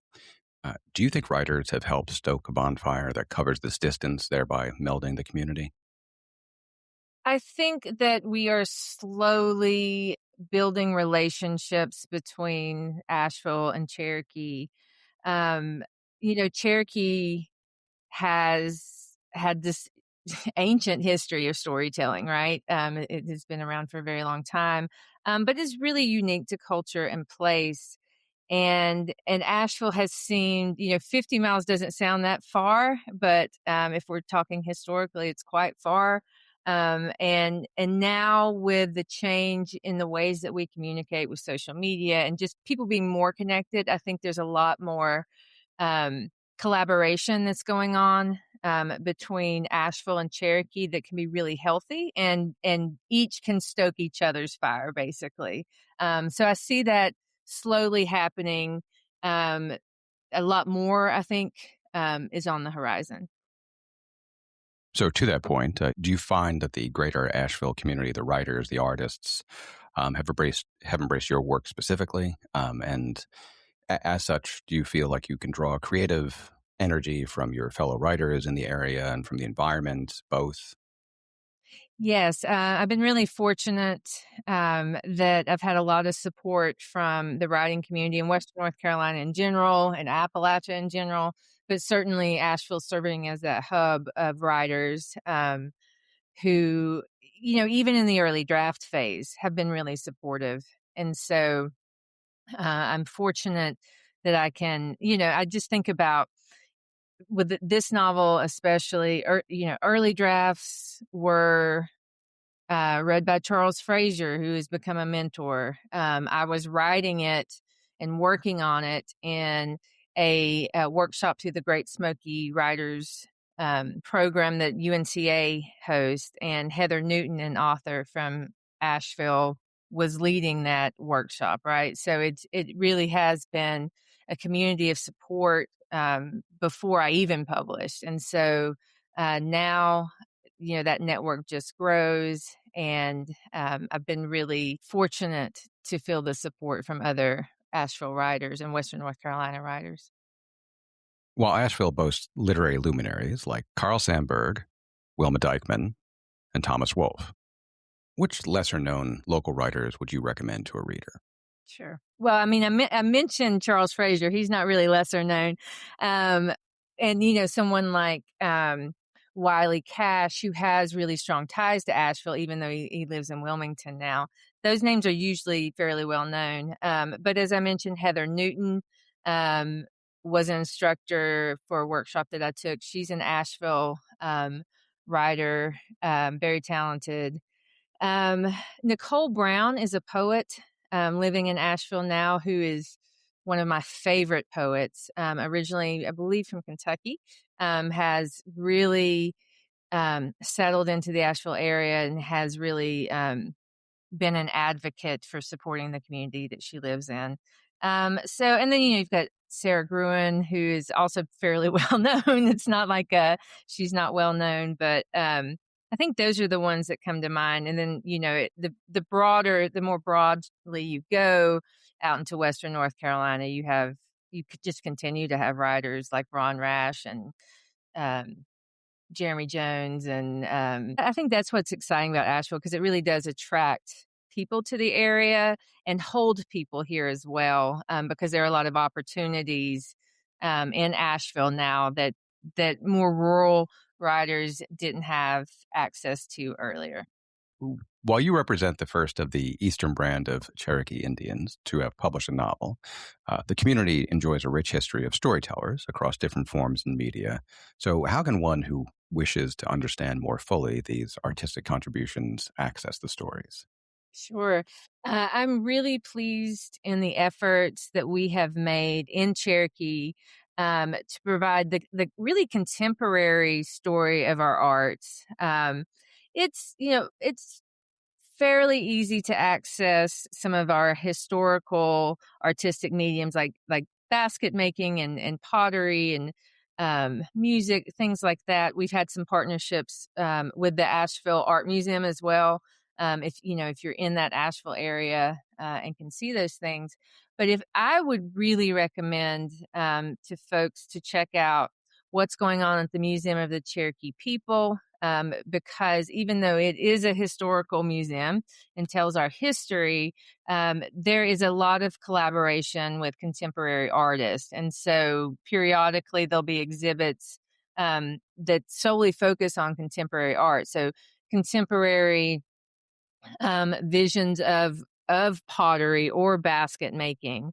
Additionally, the Kananeshki fashion show that happens every November in Cherokee, to me, is the epitome of understanding who we are artistically as Cherokee people, because that fashion show, which is held at the casino, is 100% indigenous. All the models, all the designers, the photographers, the makeup artists, every participant is indigenous, and it is a contemporary view of our fashion that's really influenced by our culture. And I think that's the thing that might surprise people, that our art continues to transform just like everyone else's art, continues to transform. So the museum, I think, is a great hub for getting that information, both in Cherokee and then the art museum in Asheville as well.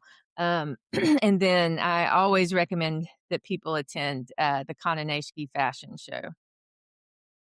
You have noted you did not have a readily identifiable example as an aspiring writer. In turn, you have launched Confluence, an Indigenous Writers Workshop series, which brings Indigenous authors to the Qualla Boundary to mentor emerging writers. So what have you found most gratifying about this initiative, and what should we anticipate from the writers coming out of this program? Yes, I am so fortunate that we've been able to get this workshop series off the ground. And it's changed from year to year, trying to make it better, more accessible, and expand it. And so this workshop series brings Indigenous writers into Cherokee to work with our Indigenous writers. And what that does is strip away that first level of teaching that writers sometimes have to do when we go to other workshops. So usually when I go to a writer's workshop, I'm the only Native person in the room. So instead of focusing on my work like everybody else, we spend a lot of time focusing on me explaining who I am and what my culture is about. And then I can maybe get to my work. And so I wanted to get rid of that layer and just, provide opportunities for people to work. And we've seen real excitement around this. I think the community is starting to recognize that there are real opportunities for publishing and becoming a more professional writer, but also in just documenting and sharing the stories that they want to share, even if it's never published. And so I'm fortunate enough to have a contract with the University Press of Kentucky to publish an anthology of Indigenous literature from Appalachia. So certainly when that comes out, we'll see more voices from Cherokee. I'm pulling some writers from Confluence, as well as the rest of Appalachia for that series. And what's fun about that too, just like the fashion show, it is not just the storytelling that you see in our historical records or when non-Native people try to write our stories, which is tends to just be origin stories of Cherokee. This is contemporary writing. This is writing that is founded in our culture and even our history at times, but is ripe with our values as applied in a contemporary setting.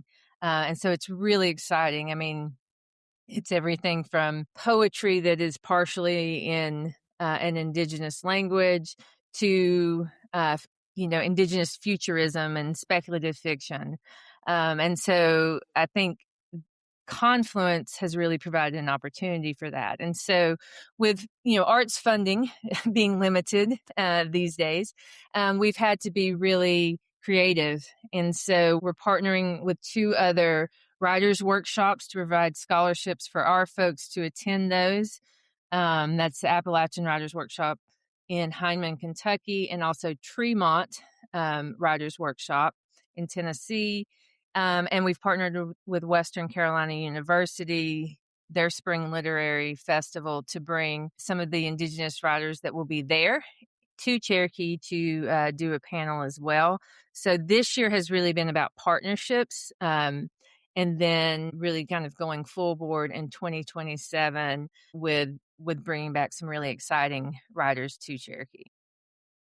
So in Even As We Breathe, the narrator, County, states near the book's conclusion, "I'm an old man now, and I still look at those mountains every morning. When I was a boy, I wanted nothing more than to be as far away from here as I could get. Now I want nothing more than to stay in these hills the rest of my life and even beyond it." Do those sentences hint at a more widely experienced realization among writers who grew up in the area? I mean, I can't speak for everyone, but I can't imagine many writers that grew up in this area who lose all connection to it. And I've certainly seen very successful writers who grew up here, maybe lived away for a little while, but have returned here for the latter part of their careers. And that's the thing about being a writer. You can do it anywhere pretty much, right? And so this is such a beautiful, rich place to write, even if you're not specifically writing about Asheville or Western North Carolina. I think the environment itself really feeds the creative process. And again, Asheville is such a hub for creativity in all art forms that it's really hard to leave this area. I used to get asked that all the time. Why did you go back home? And I always say people work their whole lives to retire to Western North Carolina. Why would I not just start here, right? It just really feeds a creative soul. And so I think a lot of writers would agree with me that they feel that sentiment that you read is true. Timelessness pervades Asheville. In this timelessness, past, present, and future merge, connect. Occasionally, these connections develop into abiding friendships, as with John Ely and Terry Roberts. Throughout a decorated career, Ely distinguished himself as the father of Appalachian literature. Along the way, he provided enduring contributions to the fields of public policy, education, and philanthropy. A noted educator, Dr. Roberts to date has published 7 novels, carrying on Ely's tradition. Could you please share the story of your introduction to John Ely and how this first interaction evolved into such an enduring friendship? I'd be glad to. This is a story I never get tired of telling and retelling. I was a high school English teacher living in Western North Carolina, which is my native territory. Around about 1980, I'm not sure of the exact date, but I had read John's mountain novels as a student and then as a young teacher, and I was very much a fan. I couldn't believe in a way that he had taken the territory and the people of the mountains, the southern mountains, Western North Carolina, and in my view, parlayed them into true literature. And so I did what one did in those days. This is before email, Tim, if you can imagine. I wrote him a fan letter, multiple drafts because I wanted to get it just right. I put it in an envelope, carefully addressed it, mailed it to him, I believe in Winston-Salem, where his primary home was. And when I mailed that letter, in my mind, it was a gamble. I didn't know that I would hear back from the great man because in those days he was quite well known. He was married to a famous actress. I didn't know what to expect. Little did I know, 3 days later, walked down to my mailbox and opened it up, and there was a reply, and it wasn't just a sort of standard form letter. It was quite personable. It was quite witty. It was quite informal. He answered several questions, including where did he believe the settings of his novels were. But then he ended with a funny little phrase. He said, "Come visit so we can have a look at you," which to me was and it seemed perfectly genuine. It wasn't a throwaway line. And I, of course, kept up the correspondence, talked with John on the phone, and eventually did go and visit he and Rosemary, his wife, at their cabin in Penland, which is up in the mountains of Western North Carolina. And from that day until his death, we developed a firm friendship. It was one of the primary relationships of my life in a lot of ways. It was remarkable for me because he was also such a genuine, friendly, formal, times profane human being. And a wonderful artist at the same time. So it was a remarkable experience. Do you have connections to younger writers that mirror your friendship with John Ely? And can you point to any emerging writers from, say, the Asheville area you believe carry on his legacy thematically and stylistically? Perhaps someone who's won the John Ely Prize that you helped establish? So I think of 2 writers almost immediately. One is from Western North Carolina, Heather Bell Adams. The other is Julia Franks, who lives in Atlanta but wrote a wonderful first novel called Over the Plain Houses that was set in Western North Carolina. I think both these writers are remarkable talents.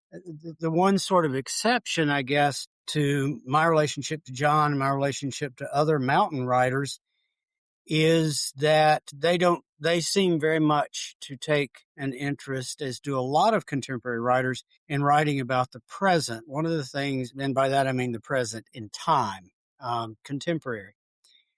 And that's, again, I'm a big fan of Julia's work. I'm a big fan of Heather's work. A thing I hope to see is that they will find in Asheville, the destination of this particular lit trip, and in Western North Carolina, they'll find a native territory that they'll keep returning to because they're brilliant young writers. And I hope to see them adopt this territory in the way that John did and in the way I have.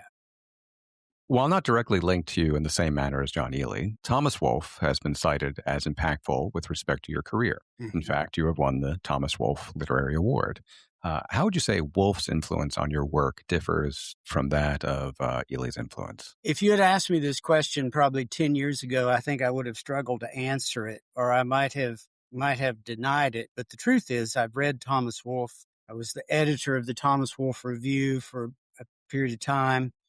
I've written a lot of literary criticism, I suppose you would call it, about Wolfe. But as I've aged and as I've written more, one of the things I've come to realize is that Wolfe does what I think are some astonishing things as a literary artist that he doesn't always get credit for. One is, of course, his incredible lyricism. Everybody thinks of Wolfe as a poetic writer, as do I. I am often moved simply by the beauty of a Thomas Wolfe sentence or a Thomas Wolfe paragraph. He also, though, has the ability to create a dramatic scene in which the characters take over the action rather than his own lyrical voice. There are any number of scenes, including the death scene of his brother Ben in Look Homeward Angel, which Pat Conroy thought was the greatest death scene in American literature. Wolfe could write a scene. He was, in my mind, at his best, a scenic writer, in the same way that we think of a dramatist as setting a scene on stage. He has that in common with John Ely, who I think is a very scenic writer in that sense. The other thing that you have to admire about Wolfe is that I find him to be a risk taker. He was fully aware of the reputation of Look Homeward Angel, of this vast, wordy, overwritten, sprawling manuscript, and that he had no true editorial sense himself. He knew all that. He knew that he was on the receiving end of a lot of criticism for that kind of thing. And yet he also continued to take risks. He took risks. He was a modernist. He was a thoroughgoing, university educated, Harvard educated, in fact, modernist, which people don't necessarily give him credit for. They should probably have a space on the bookshelf beside James Joyce for Thomas Wolfe. And so in that way, Wolfe, I do believe, has had a profound influence on me, as well as a number of other writers, Ely among them, and that what he's trying to do is capture the human experience, both external and internal, in a way that brings the reader into an immediate contact with another human being. When Faulkner said Wolfe, among all of us, attempted the most, I think that was the kind of thing Faulkner was talking about. Your lineage in the Asheville area reaches back for generations. Is there something discreetly yours in the space that you have felt impelled to record and relay? Yeah, my lineage stretches back in Madison County, which is the county just north of Buncombe, where Asheville is located, all the way back to 1800. There was a Roberts who was my direct ancestor, who was subsistence farming, meaning trying not to starve to death this year, as early as 1800. In reality, shortly after the time of the Revolutionary War, and there's been generation after generation of Robertses and other family members since that time. I think the thing that I try to do in much of my fiction is give those people and the people like them the full span of human experience. By that, I mean the full spectrum of human emotion, the full variety of human experience. These are people, Tim, much as you and I are people who experience life as incredibly complex and incredibly challenging at times. And I think we tend to create out of them almost stick figures in a way until we really begin to dig down into the past. And so this is something Ely did, of course. Other writers, Robert Morgan, this is something Woolf did. He was writing out of his own memory, trying to give those generations of people who made me and made us their reality, which is, again, is just as compelling, just as dramatic, just as complex as yours is or mine is. And in particular, I'm not alone in that. I don't think that's unique with me, but the other thing I'm trying to do is create for them. When I say I'm creating fictional lives for these characters, fully realized fictional lives, what I mean is that they're often quite comic, even ridiculous, as well as occasionally tragic, even heroic. And so one of the things I'm most interested in creating fictional landscapes where people rise to the occasion, where humor is as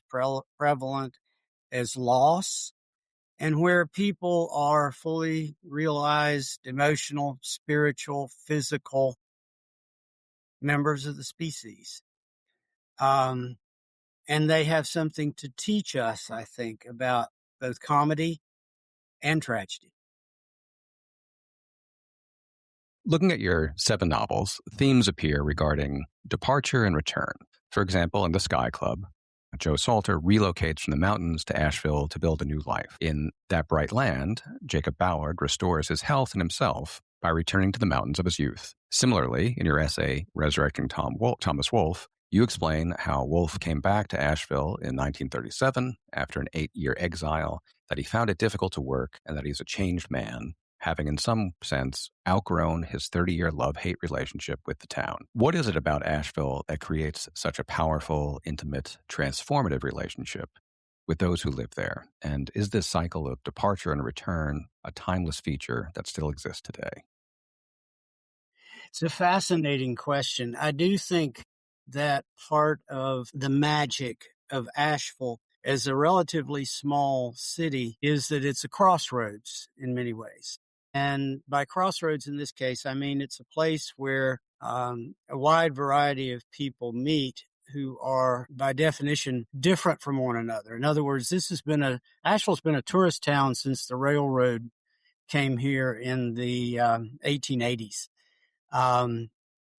It's known Thomas Wolfe's mother ran a boarding house. My own parents ran a motor court that eventually became apartments. This is a place people come to. And in this particular manifestation, our own time, people retire here nationally and internationally since the time of COVID.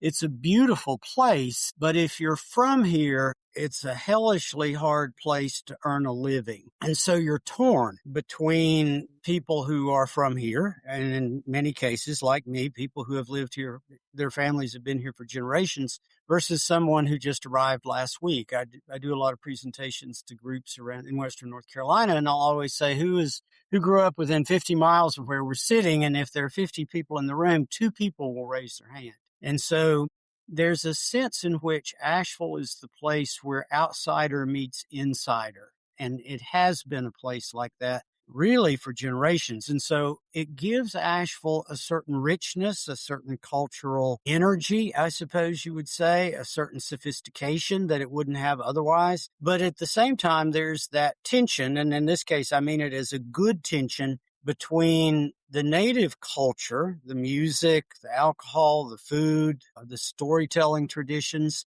that have lived here for generations versus high culture, I suppose you would say, or culture that would come here from Boston or Philadelphia or New York or from some international location. And so in a sense, it's a crossroads, which I think is really powerful, and it gives Asheville a kind of unique a uniqueness that it wouldn't have otherwise. The other thing I'll say is that for many of the writers from this region that I read and in my own work, there's that tension between love for this place, love for home, and the desire at the same time, as you've said it, to escape, to go out into the wider world. I felt it as a teenager. I spent 25 years of my life in Chapel Hill at the university town in the middle part of the state, but then came home. It's interesting to me always that, and by the way, that appears over and over and over again. It appears in Robert Morgan's work. It appears in John Ely's work. It appears in the work of any number of regional writers. At the same time, people who've never read a word of Thomas Wolfe know one thing about him. They associate him with the phrase, "You can't go home again."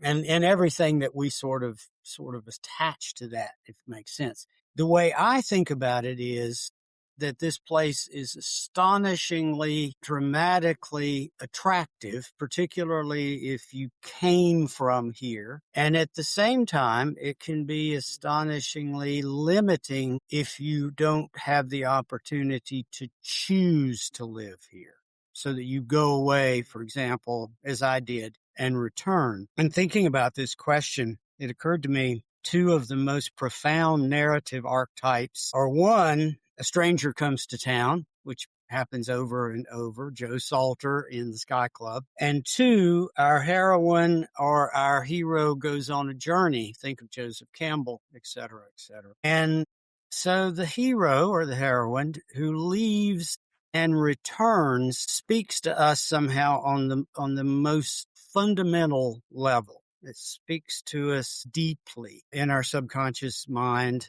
and heart. And I think in a way that pattern is hardwired into Asheville and Western North Carolina as a literary landscape. How can one immerse oneself in your Asheville and the Asheville of John Ely and Thomas Wolfe and other writers? You know, it's interesting. I'm sitting downstairs at our home just outside Asheville, and there's a John Ely bookshelf to my right. There's a Thomas Wolfe bookshelf to my left. But over on the wall, to the side of the room is a map. And I think the way to immerse yourself in my Asheville, John Ely's Asheville, Thomas Wolfe's Asheville, Gail Godwin's Asheville, is to find a good map and to build a bookshelf and to go to the places that you're reading about. There is something about standing, you mentioned earlier the Sky Club, there's something about standing in Pack Square in downtown Asheville and looking up at Bowcatcher Mountain and realize that what you're seeing on the flank of the mountain is indeed the Sky Club, the building where that imagined action all took place. And then turn around and you realize that you're standing in front of the legal building, quote unquote, which was built in the 1920s, which was the home of the bank where Joe Salter worked, that crashed on September the 30th, 1930, precipitated all the action in that novel. So I think for writers in this region, and I'm sure this is true for others as well, this is a profoundly personal landscape that stretches back through time, but also across the map. And so I would encourage people who wish to immerse themselves in this world to visit us, to hang a map on the wall, to carry a copy of that map with them, to fold it into a copy of Look Homeward Angel or John's Last One Home or the Sky Club, and to go for a walk and to sit and read in the places where these characters lived in an imaginary sense, spoke, and found meaning in their lives. Returning to John Ely, you have written that his genius was in the large things, the creation of new and incredibly innovative schools, the sweep of his imagination, but also in the small things, a kind word and a warm embrace. Do you believe the same sentiment could apply to Asheville, and that you have such vast, magnificent natural wonder, but also a warm, tightly knit community of neighbors and friends? I think you answered the question in asking it. I have to say yes, not because I'm trying to promote Asheville, although there's a long history of that, a suspect history, actually. I would say yes, because we do live in a beautiful place. Of course, there are people in the Rockies, there are people in other parts of the United States who would argue with me. I think we live in one of the most beautiful places in North America. And we're fortunate enough to look out the window from where I can walk out on the deck where we live and see Tennessee.